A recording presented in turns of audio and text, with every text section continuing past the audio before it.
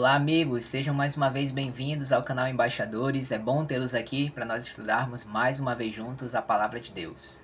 Já estamos na reta final da nossa série sobre o livro do Apocalipse e hoje nós vamos estudar Apocalipse capítulo 19. Você deve lembrar, nós falamos sobre isso no capítulo 16, quando estudamos a respeito das pragas, que a sexta e a sétima praga do Apocalipse elas são ampliadas nos capítulos subsequentes, ou seja, no capítulo 17, 18 e 19, que é o capítulo que nós vamos estudar hoje. Então tenha em mente, enquanto a gente estiver fazendo o estudo, que o conteúdo que nós estamos vendo aqui hoje é uma ampliação dos eventos que estão condensados na sexta e na sétima praga. Tudo bem? O capítulo de hoje vai falar especialmente sobre a cena da volta de Jesus e o que vai acontecer quando ele vier. Então quero te convidar, vem aqui para a tela comigo para que a gente possa iniciar o nosso estudo. Tudo bem? Vamos lá? Muito bem, amigos. Então, o título do nosso estudo de hoje, As Bodas do Cordeiro, Apocalipse 19. Vamos lá, vamos lá, vamos começar o nosso estudo. A gente vai começar lendo esse trecho aqui, os 8 primeiros versos do Apocalipse 19. Você pode acompanhar na sua Bíblia, ou adiantar aqui a leitura e fazer aí você individualmente, tá bom? Vamos ler aqui, Apocalipse 19, do verso 1 a 8. Depois dessas coisas, ouvi no céu uma que grande voz de numerosa multidão, dizendo: Aleluia! A salvação e a glória e o poder são do nosso Deus. Porquanto verdadeiros e justos são os seus juízos. Julgou a grande meretriz que corrompia a terra com a sua prostituição, e das mãos dela vingou o sangue dos seus servos.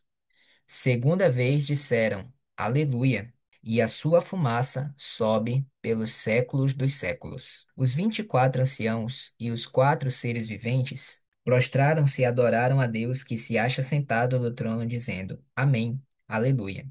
E saiu outra voz do trono exclamando: Dai louvores ao nosso Deus, todos os seus servos, os que os temeis, os pequenos e os grandes. Então ouvi como voz de numerosa multidão, como de muitas águas, e como de fortes trovões, dizendo: Aleluia, pois reina o Senhor nosso Deus, o Todo-Poderoso. Alegremo-nos e exultemos e demo-lhes a glória, porque são chegadas as bodas do Cordeiro, cuja esposa a si mesma se ataviou, pois lhe foi dado vestir-se de linho finíssimo, resplandecente e puro, porque o linho finíssimo são os atos de justiça dos santos. Muito bem, então o capítulo começa com o termo depois dessas coisas, e então ele vai relatar aqui louvores que são entoados a Deus em virtude dos acontecimentos que estão acontecendo aqui nesses capítulos. Olha a redundância aí, hein? Então, aqui, as cenas finais estão apresentando para nós o juízo que Deus está derramando sobre os inimigos, né? A destruição do sistema Babilônia. E aí, depois de ter visto tudo isso, né? Os seres celestiais, então, proclamam um louvor a Deus pelo ato dele, né, por ele estar fazendo justiça àqueles que estão escolhendo um caminho de oposição e de inimizade a Deus. Então, esta cena ela acontece, ela é narrada para nós, né, após o derramamento das pragas e antes do aparecimento de Cristo, que é o que vai começar a ser relatado no verso 11. Então, nos parece que é uma aclamação de louvor que ocorre no céu imediatamente antes de Cristo aparecer nas nuvens do céu pela segunda vez, mas é depois também que ele derrama as pragas. Então, nesse intervalo entre a queda das pragas e ele aparecer no céu, então é pronunciado esse louvor a Deus, reconhecendo, né? Justos são os teus juízos. E quem faz isso, pela descrição que o termo faz aqui, são os seres celestiais, né? Não são seres humanos, mas seres criados por Deus que estão de fora da terra acompanhando todo o desenrolar do grande conflito. Eles veem essa crise que se estabeleceu na Terra desde a rebelião de Satanás. Eles têm acompanhado todos os passos, né? E agora, na cena final da história, o Apocalipse está nos mostrando. Quando Deus age para executar juízo sobre os perdidos, eles reconhecem que é justo, né? Isso que Deus está fazendo. Então, a segunda linha que diz, ó, reconhecem que foi justa a punição das 7 pragas que Deus enviou aos ímpios e à Babilônia. Então é muito interessante a gente ver isso, porque às vezes a gente vê as ações de Deus narradas na Bíblia, né? Ou então a gente vê grandes catástrofes acontecendo e parecem não fazer sentido Deus permitir isso. Quando eu comecei a estudar esse capítulo a primeira vez, eu vi que, cara, no final da história, quem está acompanhando isso aqui de fora, né, vendo os bastidores, eles vão reconhecer que Deus é justo, né? Então eles não têm esse sentimento de que, nossa, porque Deus permitiu isso e aquilo e tal. Eles têm esse entendimento de que é justo todas as atitudes de Deus. Então isso me dá um conforto, de que apesar de que eu talvez não entenda todas as coisas, não tenha todas as respostas, tudo está na mão de Deus e ele permanece sendo justo e agindo da melhor forma. Ok? E aí eles fazem um cântico de louvor, né? Então eles, no seu cântico, eles reconhecem que Deus, ele é quem tem o direito legítimo de ser rei sobre todo o universo. E você deve lembrar que a rebelião de Satanás foi justamente para querer colocar um trono para competir com o trono de Deus, né? Ou seja, ele queria se colocar como governante no lugar de Deus, como se ele pudesse ou quisesse, né, oferecer algo melhor do que Deus estava oferecendo para o universo. E aí aqui as criaturas reconhecem, né, que é Deus quem realmente merece, quem tem o direito de reinar sobre a terra como rei soberano, né? Então, aquela causa inicial lá do grande conflito, ela foi resolvida e aqui a gente tem um contraste, né? O sistema babilônico, aqui no Apocalipse, é o sistema que rivaliza contra o reino de Deus, né? E aí a gente vê na queda de Babilônia, no capítulo anterior, ali eles estão com um cântico triste, não de júbilo de vitória, mas triste porque percebem que foram enganados, porque estão perdidos e porque Babilônia, o sistema onde eles confiaram tudo, agora está caindo. Então há um contraste aqui, né, entre esses dois cânticos. E aí aqui embaixo diz o seguinte: o processo que se iniciou em 1844, que foi a abertura para o lugar santíssimo e o início do juízo, que está referido aqui, ó, em Apocalipse 11:18, agora ele se conclui. O juízo terminou e agora Deus está vindo para dar o galardão para todos. Galardão é recompensa, então recompensa de vida eterna para os justos e fiéis que foram perdoados no juízo, porque Cristo pagou a punição no lugar deles, e eles receberão salvação e vida eterna, e galardão, recompensa de condenação, perdição eterna, para aqueles que se mantiveram em rebelião contra Deus ou que não fizeram de Cristo o seu Salvador. Então, eles não têm um Salvador, são pecadores, a justiça precisa ser feita, ou seja, salário do pecado pago, e então eles mesmos, né, terão que pagar pelos seus pecados, já que não tem nenhum Salvador. E aí eles cantam agora, né? Reina o Senhor. Eu queria ler com você esse texto de Hebreus, capítulo 10, que eu acho muito interessante, dentro desse assunto aqui que a gente está falando. Aqui diz o seguinte, ó, Hebreus 10:12. Jesus, porém, tendo oferecido para sempre um único sacrifício pelos pecados, assentou-se à destra de Deus, aguardando daí em diante até que seus inimigos sejam postos por estrados dos seus pés. Então, no livro de Hebreus, ele está relatando muito do que acontece quando Cristo ele retorna para o céu após a sua ressurreição, né? Então, depois do seu sacrifício, quando ele retorna, aqui diz ele se assenta à direita de Deus no trono, e o Apocalipse menciona isso também, né? O capítulo 4 e 5 especialmente, e nos informa aqui o que que está acontecendo desde quando ele retorna para o céu e se assenta no trono, até o momento em que ocorrerá a segunda vinda. Ele está aguardando que seus inimigos sejam postos por estrado dos seus pés. Então, Deus, em sua sabedoria, na forma como ele está trabalhando para resolver definitivamente o problema da rebelião do pecado, o que ele está fazendo é um a um, destruindo os inimigos, destruindo os rebeldes, punindo cada um deles, né?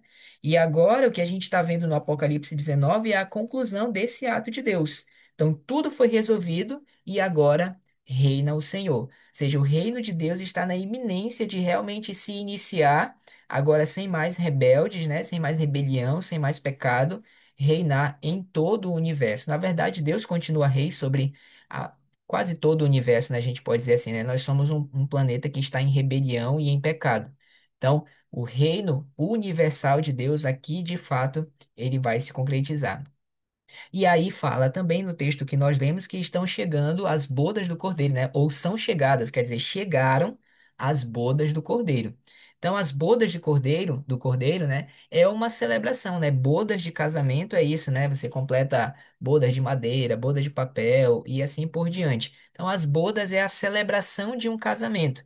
E o casamento aqui, o noivo, né? É o Cordeiro, ou seja, é Jesus Cristo. Então, ele anuncia, ó, são chegadas, ou finalmente chegou, né? Então, quando ele fala isso, o casamento já aconteceu e agora está chegando o momento de fazer a festa, dessa celebração de casamento. E aqui uma pergunta que eu sempre faço nesse estudo, né? Se Jesus aqui, o Cordeiro, ele é o noivo, quem é a esposa, né? Quem é a noiva do cordeiro? O que que você me diria aí? Muitas pessoas respondem, né, que a noiva é a igreja. Mas aqui nós temos uma nuance interessante, né? Se a igreja é a noiva do cordeiro, quem são os convidados? Porque aqui, no capítulo 19, verso 9, que eu tinha começado a ler ainda há pouco, fala: Bem-aventurados aqueles que são chamados à ceia das bodas do cordeiro. Então, se a igreja fosse a noiva, quem seriam esses convidados a participar do casamento, né? Como diz o verso 9. Vamos ler o verso completo agora? Então me falou o anjo, escreve: Bem-aventurados aqueles que são chamados à ceia das bodas do Cordeiro. E acrescentou: São estas as verdadeiras palavras de Deus. Eu acho que não há dúvida, né, de que nós somos esses convidados. Mas como poderíamos entender isso? Somos os convidados, somos a noiva. Como é que a gente pode compreender isso aqui melhor? Então vamos entender um pouco de como funciona um casamento judaico, né? Já que esse é o pano de fundo, essa é a cultura que está aqui como pano de fundo para o que a gente tá estudando hoje. Então, olha só. Em um casamento judaico, o noivo ele oferecia um contrato de casamento com a noiva, né? E na teologia bíblica, isso se refere à aliança que Deus está querendo fazer com o seu povo.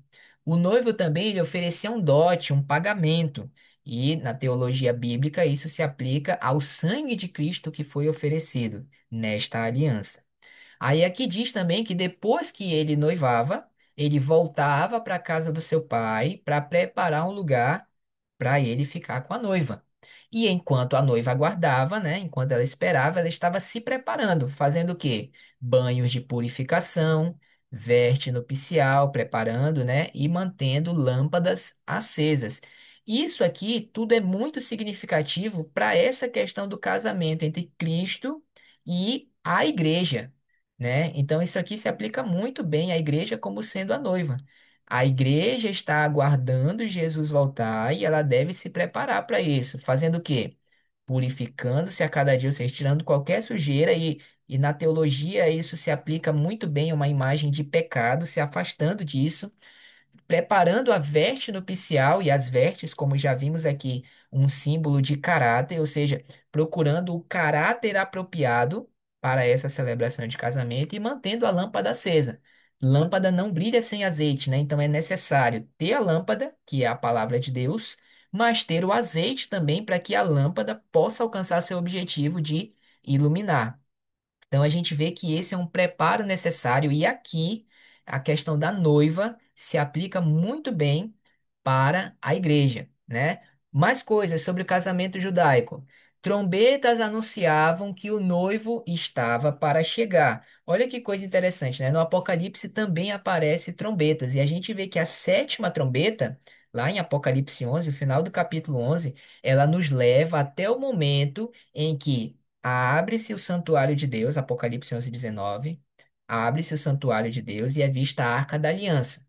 Você deve lembrar que a Arca da Aliança estava no lugar santíssimo e só se tinha acesso a ela no momento em que começava o juízo, ok? Junte mais uma informação a isso que eu estou lhe falando. Em Daniel capítulo 7 é narrado para nós a cena do juízo. Lá diz que é visto o ancião de dias, ele se assenta ao tribunal e se abrem os livros, ok? Então, cena do juízo. Logo em seguida, ainda nesse capítulo 7, no verso 13 e 14, o filho do homem é visto vindo até o ancião de dias, que é o próprio pai, e ele vem para receber o reino. Então, olha como a gente vai juntando as peças desse maravilhoso quebra-cabeça aqui, ó. Trombetas anunciam que o noivo está vindo, que o casamento vai acontecer. O casamento de Cristo é com a noiva. Deixa eu dar logo um spoiler aqui. A gente tá no próximo slide, mas eu já vou mostrar aqui. Veja que a gente está vendo que a questão da noiva se aplica à igreja, mas há uma outra aplicação que também é valiosa aqui, ó. Apocalipse 21, verso 2. Abra sua Bíblia lá, por favor. Aqui diz assim, ó. Vi também a cidade santa, a nova Jerusalém, que descia do céu da parte de Deus, ataviada como noiva adornada para o seu esposo. Então a gente vê que a igreja é a noiva do Cordeiro, mas a Nova Jerusalém também é chamada de noiva. Então depende muito do que Deus está querendo aplicar.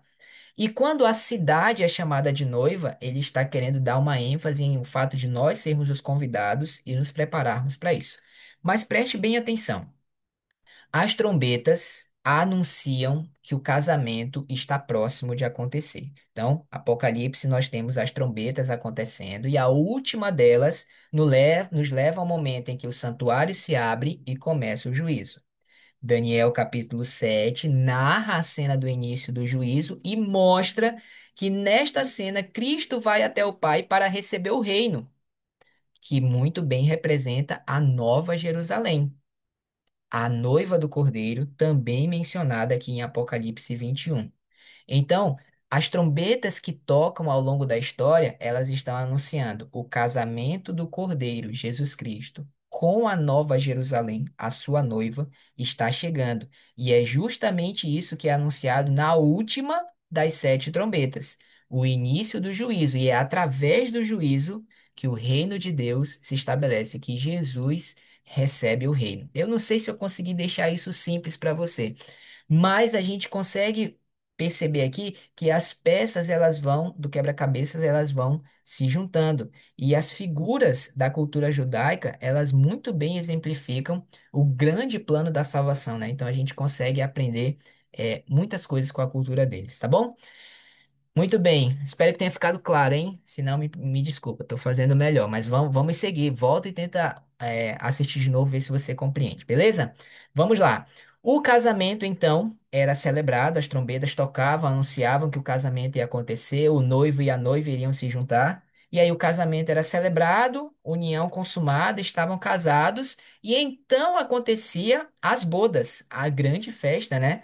E esse banquete acontecia, ele durava em média 7 dias. Isso aqui me faz lembrar do sétimo selo do Apocalipse, quando haverá silêncio no céu por meia hora. E talvez haja aqui uma referência, né, entre esses dois fatos. As festas, em geral, durarem 7 dias e o silêncio no céu por 7 dias, porque o Senhor veio buscar a sua igreja aqui na terra. Ok?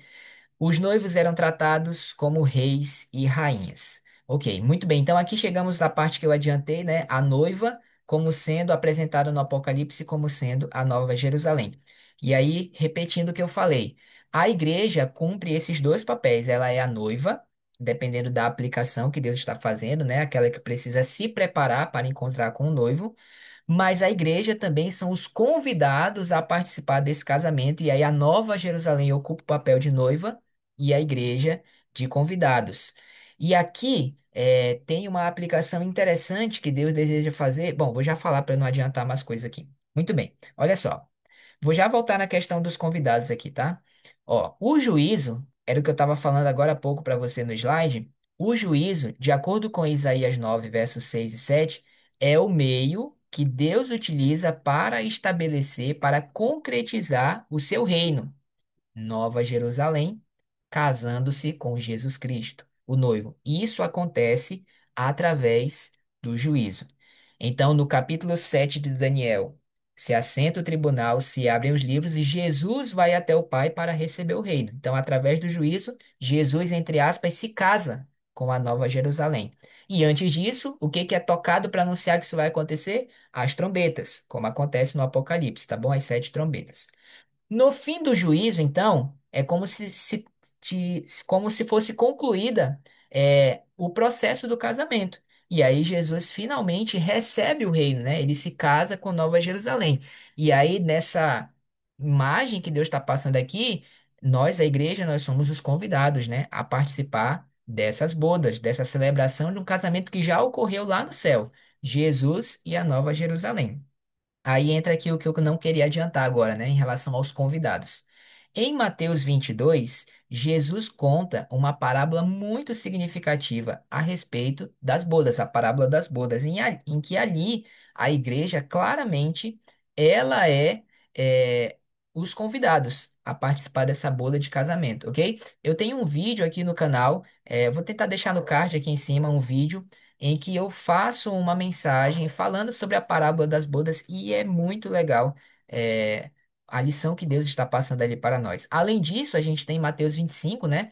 a parábola das 10 virgens, que também tem uma aplicação muito interessante nessa questão do preparo da noiva ou dos convidados, né, no caso a igreja, para se encontrarem com o Cordeiro, ok? Muito bem, vamos dar uma lida agora em Apocalipse capítulo 19. A gente deu uma passada aqui no conteúdo do capítulo 19, do 1 ao 8. Vimos o louvor que acontece no céu, porque Deus foi justo em fazer o juízo sobre o sistema Babilônia, e então é anunciado a implementação do seu reino. O Senhor reina. Jesus Cristo casou-se com a sua noiva, a igreja ou Nova Jerusalém, e agora vai acontecer a festa de casamento. Vamos ver o conteúdo do verso 10 agora. Aqui é João falando, tá bom? Prostrei-me ante aos pés do anjo, para adorá-lo. Ele, porém, me disse: Não faça isso.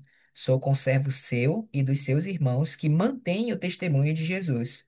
Adora a Deus, pois o testemunho de Jesus é o espírito de profecia. É muito interessante. João, né? Um profeta e um discípulo de Cristo, né? Ele, mais de uma vez aqui no Apocalipse, ele é levado a querer se prostrar diante do anjo para adorá-lo. A gente imagina, né, que é pela grandeza, né, o poder, a grandiosidade da manifestação de um ser divino diante dele. Então isso leva João a querer se prostrar, mas o anjo imediatamente, né, orienta ele: João, não faça isso, eu sou um igual você, mesmo ele sendo um ser santo, né, mesmo sendo um anjo, não aceita adoração, porque somente Deus é digno de adoração, e ele muito humildemente diz: Eu sou um conservo seu, né? Eu sou um servo, eu sou um companheiro, um obreiro, um co-obreiro, igual você. Então, todos nós aqui fazemos parte do plano da salvação, você no seu papel, eu no meu. Não me adore, João, porque não é para isso, tá bom? Eu não mereço isso. E aí ele então menciona a questão do testemunho de Jesus, né? Ele fala: o testemunho de Jesus é o espírito da profecia. Então, há um testemunho que vem, uma mensagem que vem da parte de Cristo, e ela é revelada para a igreja, né, por meio dos profetas, e os profetas recebem essa mensagem através do Espírito Santo. Então, um ser humano ter a habilidade de receber uma mensagem de Deus por meio do Espírito Santo, isso é um dom, é um presente que Deus dá a ele, né? Então, isso é o dom da profecia, receber o testemunho de Jesus através do Espírito Santo. Isso é um dom, dom de profecia ou espírito de profecia, ok? Muito bem. Verso 11 a 16. Vi o céu aberto e eis um cavalo branco. Seu cavaleiro se chama Fiel e Verdadeiro, julga e peleja com justiça. Seus olhos, como chama de fogo, na cabeça muitos diademas ou coroas, dependendo da versão. Tem um nome escrito que ninguém conhece, senão ele mesmo. Está vestido com um manto tinto de sangue e o seu nome se chama Verbo de Deus. O Verbo de Deus. Aqui você já deve imaginar de quem está falando, né? E seguiam-no os exércitos que há no céu montados, montando cavalos brancos, com vestiduras de linho finíssimo, branco e puro. Sai da sua boca uma espada afiada, para com ela ferir as nações. Ele mesmo as regerá com cetro de ferro, e pessoalmente pisa ao lagar do vinho do furor da ira do Todo-Poderoso. Muito bem, então aqui agora aparece um cavalo branco que não deve ser confundido com o cavalo do primeiro selo lá do Apocalipse, tá bom? São coisas diferentes, apesar de os dois cavalos serem brancos, o significado é diferente. Lá representa a igreja, aqui é dada as características do cavaleiro que monta esse cavalo, tá bom? Então a gente tem aqui ele sendo chamado, este cavaleiro, de fiel e verdadeiro. Em uma leitura atenta do Apocalipse, a gente vai lembrar que já apareceu alguém aqui a quem foram feitas, a quem foi atribuído essas duas características, né? Em Apocalipse 1:5 e 3:14, essas características elas são atribuídas a Cristo. E a gente vai ver que as próximas características também fazem referências a Jesus Cristo. Então, a cena deste cavalo branco e alguém montado nele aponta para Jesus Cristo, tá bom? E é claro que a imagem do cavalo traz a ideia, né, de exército, de guerra, porque aqui a gente está vivendo o cenário do Armagedon que foi falado lá nas pragas. Então, essa peleja, essa batalha, né, entre Satanás e seus agentes e Cristo e seus agentes. E como a figura usada para descrever isso é de uma batalha, então Jesus aparece montando um cavalo, tá bom? Aí diz que ele julga e peleja com justiça, mais uma referência a Cristo, lá de Atos 17. Olhos como chama de fogo, referência a Cristo, lá do capítulo 1. cabeça tendo uma coroa, ou seja, uma diadema. A palavra aqui usada é para alguém que é rei, né, que tem uma autoridade, o que se aplica muito bem a Cristo. Manto tingido com sangue, e ele pessoalmente pisa o lagar, uma clara referência a Isaías 63, uma referência a Jesus Cristo também. E o Verbo de Deus, João capítulo 1, né, um texto bem conhecido, no princípio era o Verbo. Ele também é apresentado aqui como sendo o líder do exército celestial, e no Antigo Testamento, lá em Josué 5, aparece para Josué, né? Jesus Cristo ali como o líder do exército celestial, aparece para ele. E no capítulo 16, verso 12, assim, quando fala que as águas do Eufrates seca para preparar o caminho para os reis que vêm do nascimento do sol, trazendo à nossa mente a ideia da queda de Babilônia, quando vem Ciro com seu exército. E no Antigo Testamento, em Isaías 45, Ciro ele é chamado de Messias ou de ungido, dependendo da sua versão. Então, Ciro é um tipo de Cristo, né? E aí aqui, ele sendo líder do exército, ele está prefigurando a imagem de Cristo, que é líder do exército celestial, ok? Uma espada afiada saindo da boca, mais uma referência a Cristo, do capítulo 1. Rege as nações com cetro de ferro. Aparece no capítulo 12 aquela mulher que está grávida e o filho dela, né, que tentaram matar, que é arrebatado de volta para Deus, e ele nasce para reger as nações com cetro de ferro. É uma referência a Cristo. E há uma referência também a isso aqui para o Messias em Salmos 2. Lá é um salmo messiânico e diz que o Messias, o ungido, né, o Filho de Deus, ele regeria as nações com cetro de ferro. Então, mais uma referência a Cristo que temos aqui, Rei dos Reis e Senhor dos Senhores, sem dúvida, referências ao próprio Deus, não é? Então, a gente está vendo aqui que João, nesta cena, ele está contemplando o momento em que Cristo está vindo com o seu exército para fazer, entre aspas, fazer a grande peleja final do Armagedon. Então, neste momento é quando o rei, o único rei do universo, o verdadeiro rei do universo, vai se manifestar nas nuvens do céu para vir dar fim à batalha do grande conflito. E é o que nós vamos ler agora, Apocalipse 19, do 17 até o 21. Então, vi um anjo posto em pé no sol, e clamou com grande voz, falando a todas as aves que voam pelo meio do céu: Vinde, reuni-vos para a grande ceia de Deus. Olha como Deus trata isso, né? É uma peleja que o Apocalipse está narrando, mas agora é dito que é a grande ceia de Deus, ou seja, é uma batalha que não tem como combater, né? Quem pode combater contra Deus Todo-Poderoso? Então, na verdade, é uma ceia, verso 18: para que comais carne de reis, comandantes, poderosos, cavalos e cavaleiros, todos livres, escravos, pequenos e grandes, Deus vai destruir finalmente a rebelião do grande conflito. Verso 19: E vi a besta e os reis da terra com os seus exércitos congregados para pelejarem contra aquele que estava montado no cavalo e contra o seu exército. Mas a besta foi aprisionada, e com ela o falso profeta, que, com os sinais feitos diante dela, seduziu aqueles que receberam a marca da besta e eram os adoradores de sua imagem. Os dois foram lançados vivos dentro do lago de fogo que arde com enxofre. Os restantes dos mortos, os restantes foram mortos com a espada que saía da boca daquele que estava sentado no cavalo, e todas as aves do céu se fartaram. Então aqui nós temos o clímax da grande peleja do Armagedon, né? Eles se reúnem para batalhar contra Deus. Imagina a cena: Cristo, o Rei soberano, tremendo em poder, aparecendo no céu com milhares de anjos e aquelas ínfimas criaturas aqui na terra se reunindo para batalhar contra Deus. E aí a batalha nem começa, né? Na verdade, eles já são completamente destruídos. É a ceia de Deus, né? Então eles são completamente desbaratados nessa batalha aqui. E aí ele menciona para nós algumas imagens, figuras que já são conhecidas. A besta é uma referência ao poder papal, né? O falso profeta diz que o falso profeta aqui, ele apareceu na sexta praga, quando nós estudamos sobre isso no capítulo 16, e aqui ele é mencionado novamente, né? O falso profeta, né? Quem é ele? Nós entendemos que é uma referência aos Estados Unidos, porque ele fala que o falso profeta, ele é um agente que faz sinais para seduzir as pessoas. E no capítulo 13, verso 13 e 14, isso aqui é uma descrição feita para a besta que emerge da terra, que nós entendemos ser os Estados Unidos. é a besta que emerge da terra que faz sinais para seduzir ou enganar as pessoas. Então, aqui nós entendemos que é um termo que o Apocalipse está usando também para se referir aos Estados Unidos. E aí diz que eles dois são lançados dentro do lago de fogo, ok?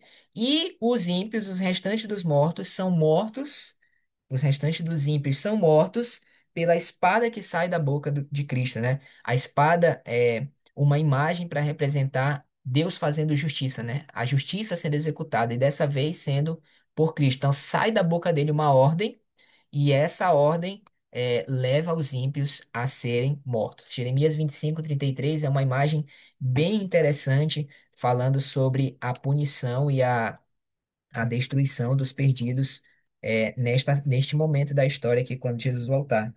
Jeremias 25:33 diz assim, ó: Os que o Senhor entrega à morte naquele dia se estenderão de uma a outra extremidade da terra. Não serão pranteados, nem recolhidos, nem sepultados. Serão como esterco sobre a face da terra.